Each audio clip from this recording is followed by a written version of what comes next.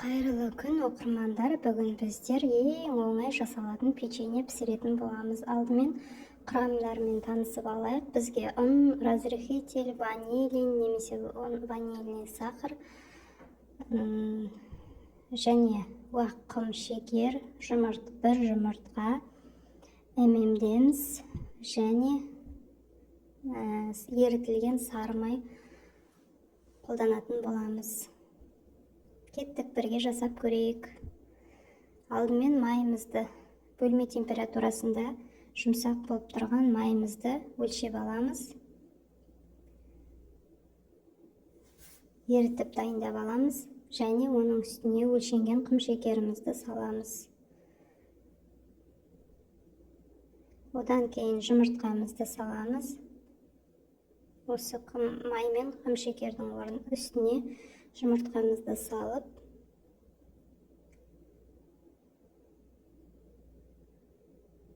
ванилин ұнтағын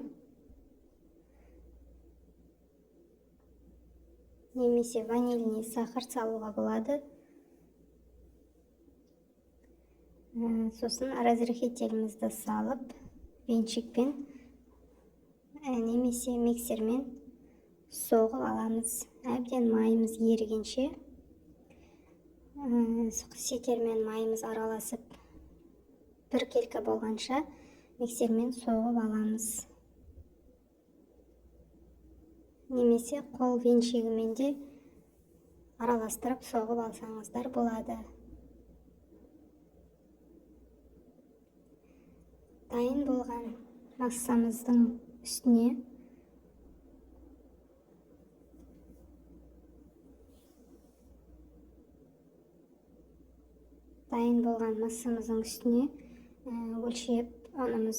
өлшенген ұнымызды, яғни бір бокал ұнымызды саламыз.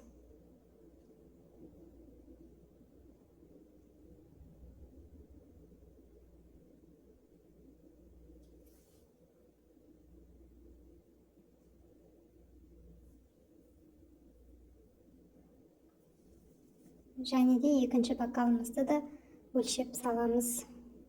Енді разрыхителімізді осы ұнмен бірге қосып, бір ас қасық қамыр қосытқышты ұнмен бірге салып,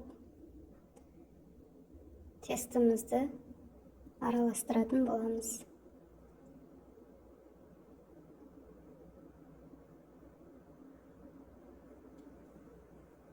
Шым тұз саламыз.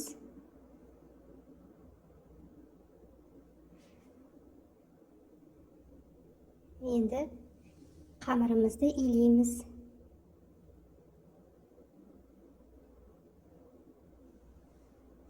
Қамырымыз әбден бірігіп, бір текті болғанша илеп аламыз.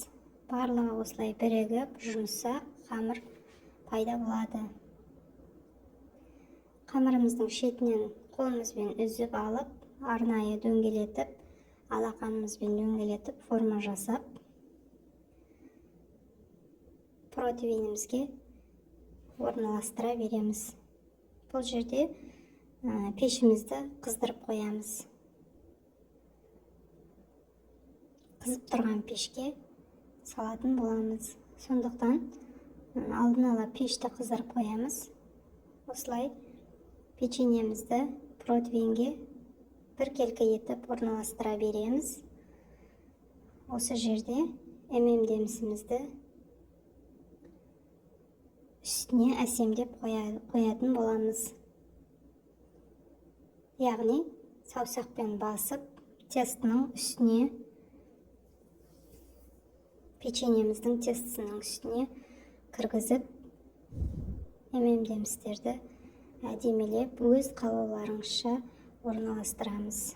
Бұл жерде тестінің ішіне, яғни шоколад ұнтақтарын, шоколадтарды уатып, қарапайым қара шоколадты да уатып, ұнтақтап, тестінің құрамына да ішіне салып жіберуге болады.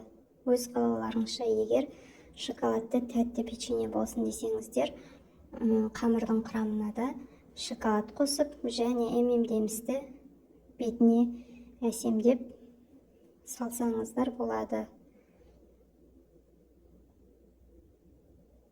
Видеодағыдай MM'деміздерді қатты ішіне кіргізіп, бізде қазір печенье піскенде көтерілетін болады. Сондықтан MM'деміздерді тестінің ішіне саусақ арқылы орналастырамыз.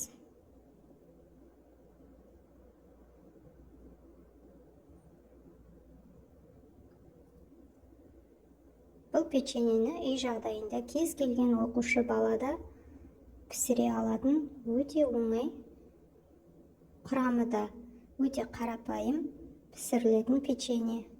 Қалауыңызша бетіне какао ұнтағын, сахарный ұнтағын сепсеңіздер болады. Қызып тұрған пеште 200 градуста 40-45 минут бір қалыпты пісіріп аламыз. Міне, печеньеміз өте дайын болды. Жасап көріңіздер міндетті түрде. Ас болсын. Печеньенің ортасын біз қолымызбен сіздерге сындырып көрсеттік.